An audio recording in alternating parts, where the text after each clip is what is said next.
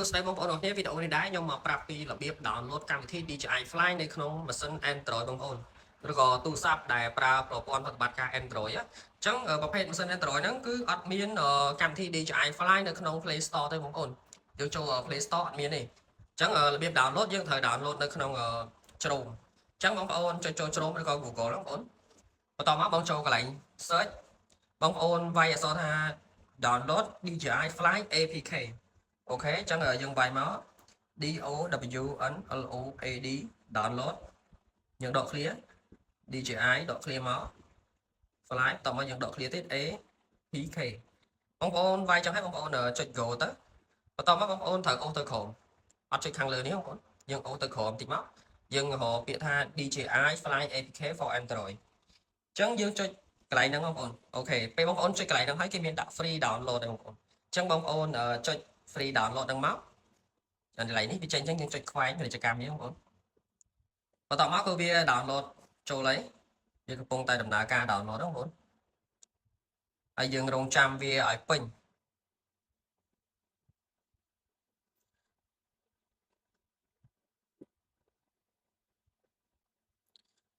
អូខេវាកំពុងតែដំណើរការ download ហើយអញ្ចឹងយើងរងចាំវាសិនបងប្អូន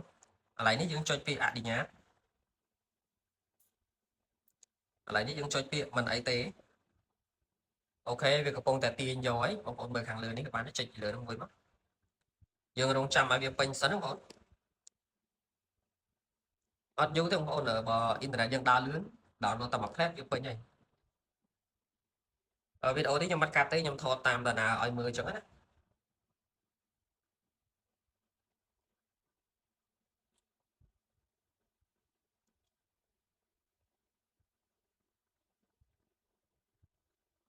អូខេឥឡូវយើងបាន download ពេញហើយបងប្អូនអញ្ចឹងយើងចុចពីលើវាមួយមកដើម្បីបើកកម្មវិធីនឹងចូល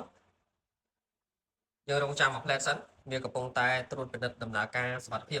security ខ្លាចមានមេរោគមានអីចឹងណាអញ្ចឹងបងប្អូនបើចេញអញ្ចឹងបងប្អូនចុចគ្រីសមកកុំសួរទៀតអូខេចុចអនុញ្ញាតមកបន្តមកបងប្អូនចុចពាក្យដំឡើង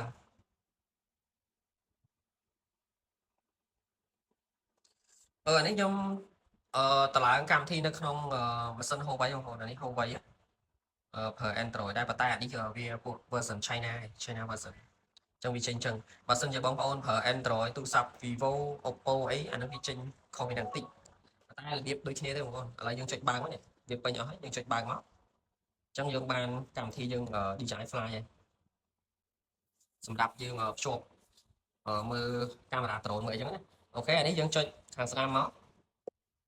ឲ្យវាដំណើរការទីសិនអូខេបន្តមកយើងចុច skip នៅលើនេះមកអូខេអានេះបើសិនជាអត់បើកទេជួនកាលបងប្អូនបើកទៅវាឃើញចេះវាឃើញបិទចេះឃើញបិទចឹងបងប្អូនត្រូវបើកវាអស់មកជួនណានេះខ្ញុំគាត់ធ្វើឲ្យមើលណាបើកអស់ចឹងហើយយើងចុច next មកអូខេអានេះសម្រាប់យើងដាក់ app ដាក់ Gmail អញ្ចឹងបើយើងដាក់ក៏ដាក់ហើយទៅបើអត់ដាក់ទេយើងចុច note មកប៉ុន្តែបញ្ជាក់បងប្អូនតិចបើសិនជាយើងប្រើប្រាស់យើងត្រូវតែដាក់ Gmail យើងចូលបើសិនជាអត់ដាក់ Gmail ទេ drone យើងហោះបានកម្ពស់30 ម៉ែត្រចម្ងាយបានតែ50 ម៉ែត្រទេណាបងប្អូនអញ្ចឹងយើងដាក់ Gmail យើងចុចចូលកន្លែង profile មកកន្លែងនេះយើងត្រូវតែអនុញ្ញាតវាអនុញ្ញាតរហូតមក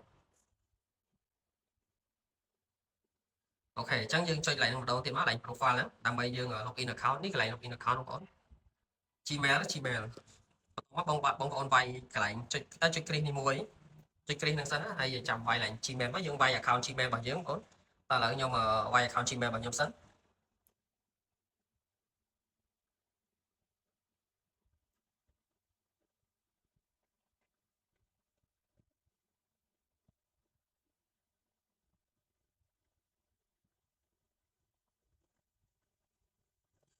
អូខេនៅពេលដែលវាយ Gmail ចូលហើយបងប្អូនចុច next មកបន្ទាប់ពីចុច next ហើយបងប្អូនវាយ password មួយទៀត password វាយត្រូវបងប្អូនអក្សរតូចអក្សរធំអីចឹងណាអញ្ចឹងឥឡូវខ្ញុំសូមបាំងតិចសិនអូខេឥឡូវខ្ញុំវាយ password ខ្ញុំហើយអញ្ចឹងខ្ញុំចុចពាក្យ login ទៅវាចូលបងប្អូនអញ្ចឹងអានេះ Gmail របស់ខ្ញុំ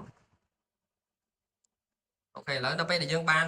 Gmail ចឹងហើយយើង download កម្មវិធីចឹងហើយរួចរាល់បងប្អូនអញ្ចឹងយើងគ្រាន់តែបើក drone បើក tele ដោតខ្សែចូលមកគឺវាចេញកាមេរ៉ាមកបងប្អូនអញ្ចឹងរបៀបធ្វើមានតែប៉ុណ្្នឹងឯងអរគុណច្រើន